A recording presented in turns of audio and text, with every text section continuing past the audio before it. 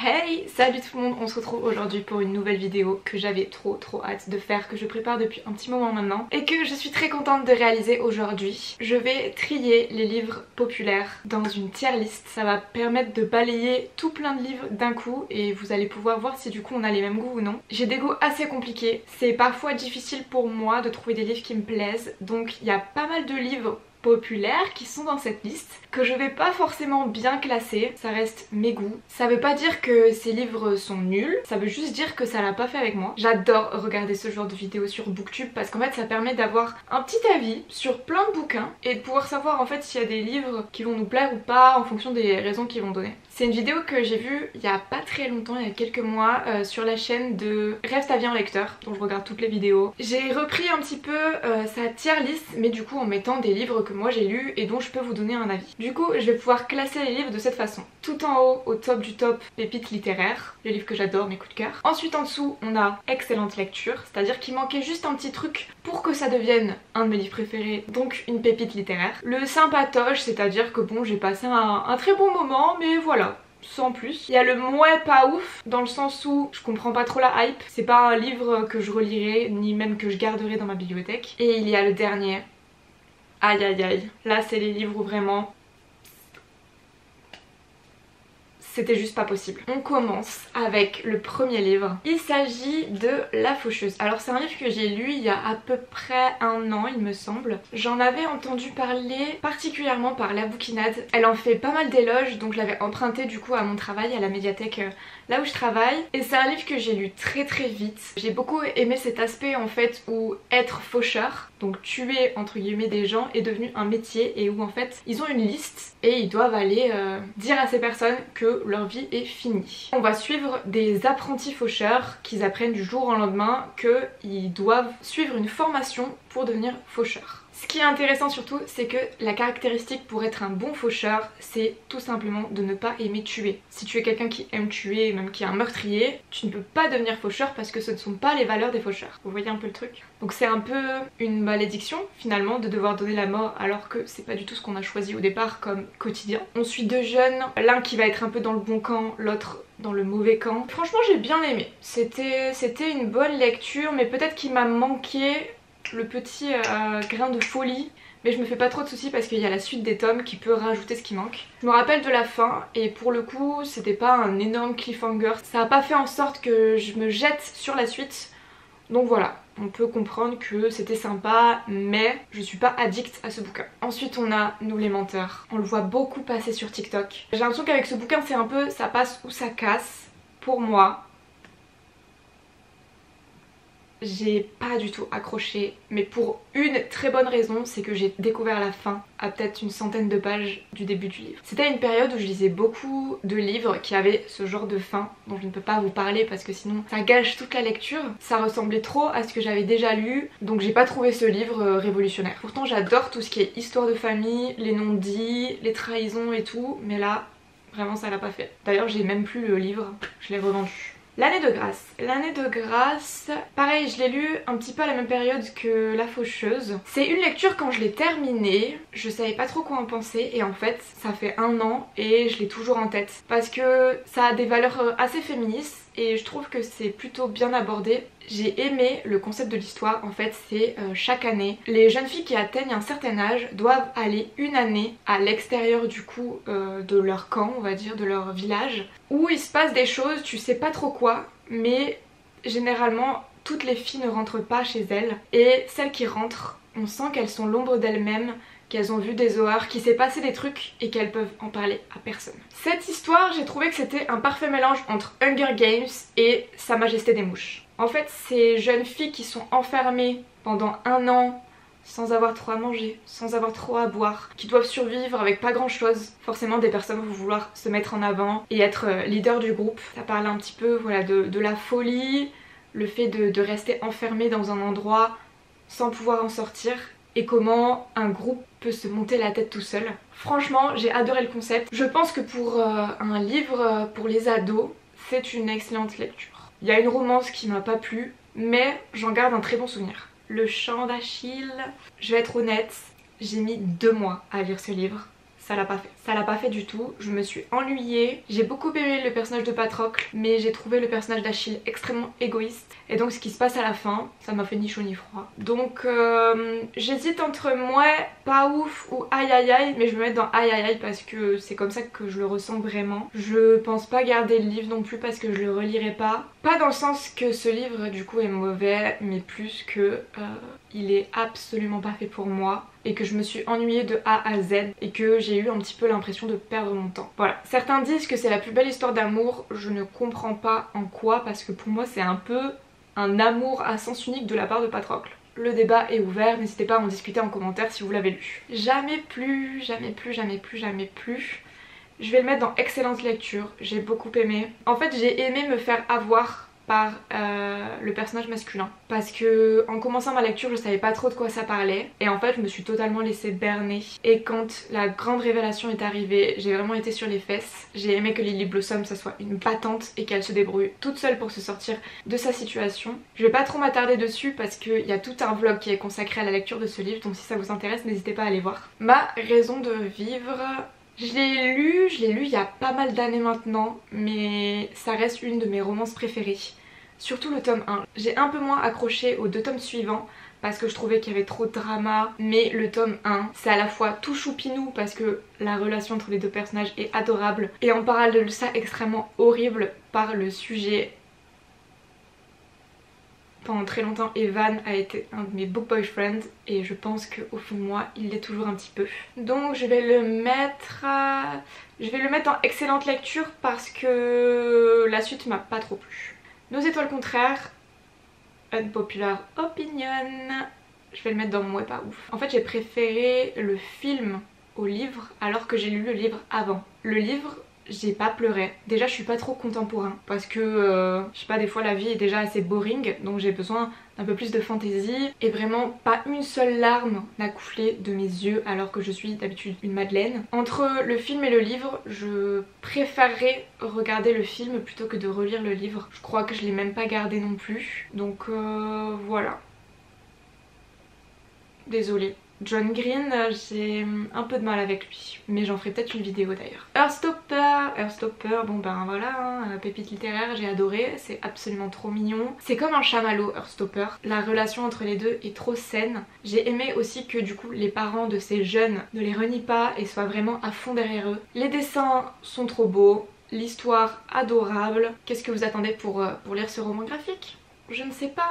La rue qui nous sépare,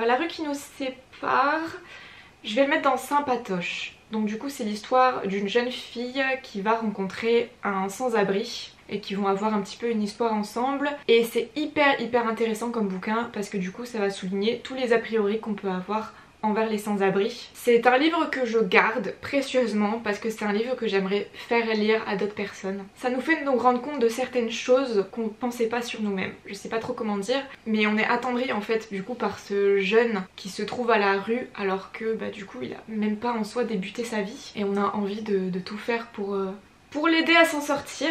Seul point qui m'a pas trop plu, c'est la fin. En fait il y a 2 fins et j'ai pas adhéré au concept.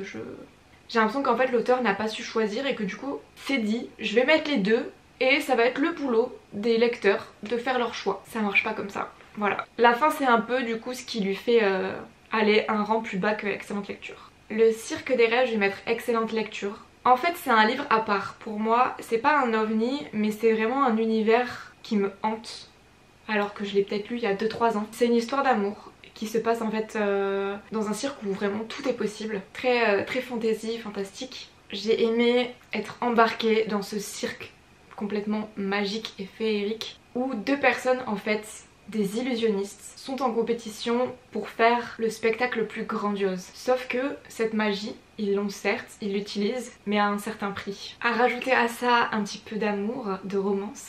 Vous avez le cirque des rêves. En plus l'objet livre est trop beau, il y a les pages rouges, incroyables. Et vous avez vu, là je vous parle que d'excellentes lectures, mais c'est pas encore des pépites littéraires. Mais vraiment elles sont à la frontière. Il manque juste un tout petit peu. Shatter Me, je vais le mettre dans excellente lecture. C'est surtout que j'ai une attache toute particulière avec ce livre parce que c'est le premier roman que j'ai lu en anglais. J'étais à la fois contente d'avoir découvert cette histoire, et d'avoir fini un livre complètement de A à Z en anglais. Pareil, je vais pas trop vous en parler parce qu'il y a tout un vlog là-dessus, donc n'hésitez pas à aller voir. Il faut que je lise la suite d'ailleurs pour découvrir pourquoi tout le monde parle de Aaron. Pour l'instant je ne comprends pas trop pourquoi, mais parce qu'on n'a pas appris encore trop à le connaître et j'ai trop hâte de voir ce basculement où on va passer de la haine à l'appréciation et peut-être du coup le ship entre les personnages. Did I mention I love you?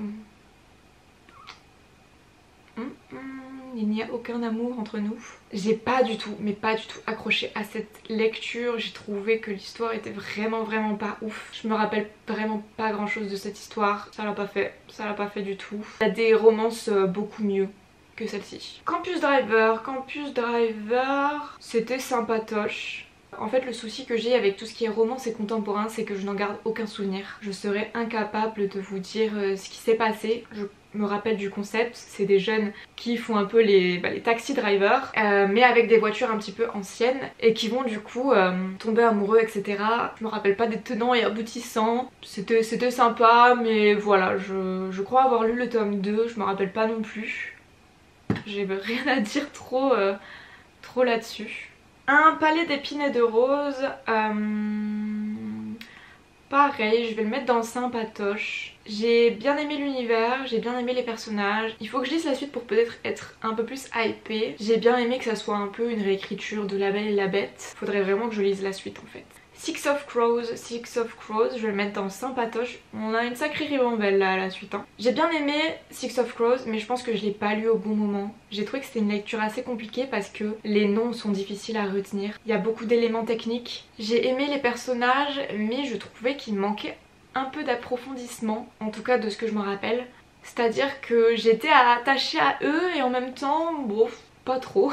C'est pour ça que je me suis pas jetée sur le tome 2. Je pense à le relire, je l'ai gardé, il est juste là. Je comprends le potentiel qu'il a et j'ai pas envie de passer à côté. Donc voilà, j'aimerais faire une relecture et enchaîner sur le tome 2 pour pouvoir clôturer cette saga. Les fiancés de l'hiver. Oui, peut-être que certains d'entre vous seront choqués également. En fait cette vidéo c'est un peu mes unpopular opinion finalement. J'adore l'univers, j'adore Ophélie, je trouve que c'est un personnage auquel on peut facilement s'identifier en tant que lecteur parce que c'est une lectrice aussi. Elle est très attachée aux objets, elle lit les objets d'ailleurs, c'est un super pouvoir. Mais leurs aventures avec Thorn, ça m'a pas embarqué. Je crois que le point qui me dérange le plus en fait, c'est Thorn. J'aime les personnages froids et qui se révèlent être des caramels mous à l'intérieur avec un cœur tendre et tout, mais juste il le montre pas, tout ça. Thorn, c'est juste un mur de glace, un cœur de glace. Il ne montre rien et c'est chiant. J'ai donné plusieurs chances surtout à ce roman et à cette saga. J'ai lu 2 fois le tome 1 et j'avais lu le tome 2. Ça suffit. Hadès et Perséphone. Aïe aïe aïe, j'ai jamais eu autant l'impression de perdre mon temps. J'ai bien aimé le fait que ça reprenne du coup les dieux avec Hadès, Perséphone, etc. Mais la romance, c'est pas possible. C'est absolument pas possible. En fait il se passe rien dans ce livre, il n'y a pas de profondeur, il n'y a pas d'enjeu, ou alors ils m'ont fait ni chaud ni froid. Vraiment c'est pas un livre que je conseillerais, vraiment pas. Ensuite on a Heartless, je vais le mettre dans sympatoche. C'est un peu dans la même veine que le Cirque des Rêves, c'est un univers que j'adore. C'est une réécriture de la Reine de Cœur dans Alice au Pays des Merveilles. Donc comment elle est devenue cette reine absolument sanguinaire et sans cœur. Ce livre m'en a mis plein les yeux, notamment avec le personnage du Joker. Il fait pareil des spectacles absolument fabuleux. Tu lis mais t'as l'impression que tu l'as devant toi en fait. C'est Marissa Meyer, j'adore les chroniques lunaires, donc je lui fais entièrement confiance pour être emportée dans ces univers. J'aime d'ailleurs beaucoup son écriture, que je trouve très fluide. Mais il y a toujours un mais, forcément. J'aurais aimé que le basculement entre la gentille et la méchante soit encore plus marqué et encore plus violent en fait. Surtout que c'est un one shot, donc il faut un peu tout donner dans ce bouquin. J'en garde en tout cas un très bon souvenir et je le relirai avec plaisir. La vie invisible d'Adi Larue. Où vais-je le placer? Pépite littéraire, je n'arrive pas à me remettre de ce bouquin. Est-ce que c'est bon pour vous? Depuis que je l'ai lu, j'essaye de retrouver un petit peu de ce que j'ai ressenti dans Adi Larue dans toutes mes lectures. C'est impossible. Impossible. Ce livre est ancré en moi. Je n'ai jamais autant annoté et relu un livre qu'avec celui-ci. Il me hante. Adi Larue me manque. La fin est juste incroyable. vraiment ce bouquin. Je comprends que certaines personnes n'aient pas aimé parce qu'il se passe pas grand chose, mais tout est dans le personnage de Addie. Ça faisait très longtemps que j'avais pas eu un tel coup de cœur. J'ai adoré, j'ai beaucoup pleuré. J'ai fait une vidéo dédiée à ce livre parce qu'il en valait vraiment extrêmement la peine. Lire est dangereux pour les préjugés, c'est un one shot que j'ai adoré. Vraiment c'est une pépite littéraire qui pour moi n'est pas assez connue, pourtant c'est un livre qui parle de livres, ça peut que vous plaire. Ça parle d'une étudiante qui va découvrir que dans son lycée, certains livres de la littérature sont censurés et qui va se battre pour se faire entendre et pour que les livres ne soient plus censurés. Pour moi c'est un livre qui parle du pouvoir des mots, du pouvoir des livres. Ça parle de l'impact que peuvent avoir les livres sur nous, sur notre construction. Sincèrement j'ai trouvé beaucoup de réconfort en fait dans cette lecture. J'ai une énorme note sur mon téléphone avec mon avis, il faudrait vraiment que je vous en parle dans une vidéo parce que ce livre devrait être entre les mains de tout le monde. Une braise sous la cendre. Pépite littéraire. J'ai adoré. J'adore Elias et Laïa. Je me souviens habituellement jamais des prénoms. Là je m'en souviens. C'est que ce livre m'a beaucoup marqué. On suit un personnage qui est dans le camp des gentils, un personnage qui est dans le camp des méchants, qui vont se rencontrer, qui vont tomber amoureux. J'ai jamais lu le tome 2 parce que j'attendais que toute la série sorte pour pouvoir tout lire d'un coup. J'ai appris qu'il n'y aura peut-être pas de traduction en français pour le tome 4. Si cette information est vraie, ma vie n'a plus de sens. Comment est-il possible de ne pas voir la fin d'une de ses sagas préférées? Les âmes vagabondes, je vais mettre dans excellente lecture. Ça aurait pu être également une pépite littéraire parce que ce livre m'a fait ressentir des choses que je n'avais jamais ressenties avant avec un bouquin. Je veux pas trop vous en dire, mais ce livre est particulier parce qu'on est dans la peau de l'ennemi. L'histoire c'est que la Terre a été envahie par un ennemi invisible. Ce sont les âmes vagabondes qui viennent en fait s'insérer dans le corps de quelqu'un et prendre leur corps à leur place. Et on suit, je crois, Mélanie qui s'est fait prendre son corps par une âme vagabonde. Et en fait on suit l'âme qui essaye de s'en sortir malgré tout parce que... Ah, j'explique trop mal, mais l'âme elle a pas choisi d'entrer dans ce corps en fait. Vous voyez ce que je veux dire? Elle a pas choisi de prendre possession de ce corps et surtout elle comprend le mal que ça fait aux personnes dans l'entourage de Mélanie. Ce qui est fou, c'est qu'en fait ces âmes vagabondes prennent les souvenirs et l'esprit en soi de la personne qu'ils ont possédé, pris possession. Et en fait l'âme se retrouve avec l'esprit également de Mélanie qui essaye de résister du coup à son arrivée. J'explique très mal, vraiment j'ai l'impression que ça donne pas du tout envie, mais j'ai adoré ma lecture parce que du coup l'âme vagabonde elle va rencontrer des humains, elle va se rendre compte que ces humains du coup ils sont pas méchants, elle va tomber amoureuse etc.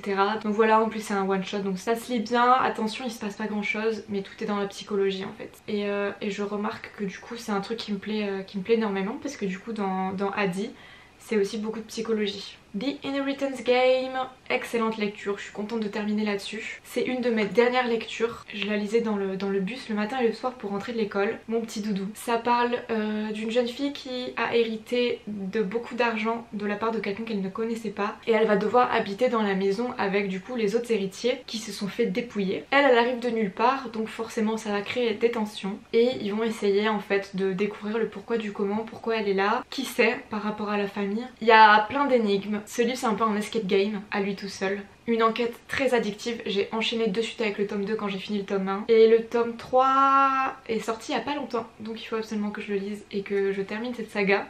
Pour une fois, vraiment je recommande ce livre, il se lit hyper facilement, les chapitres sont hyper courts, il est top. Bah écoutez, on arrive à la fin de cette vidéo, je suis plutôt contente.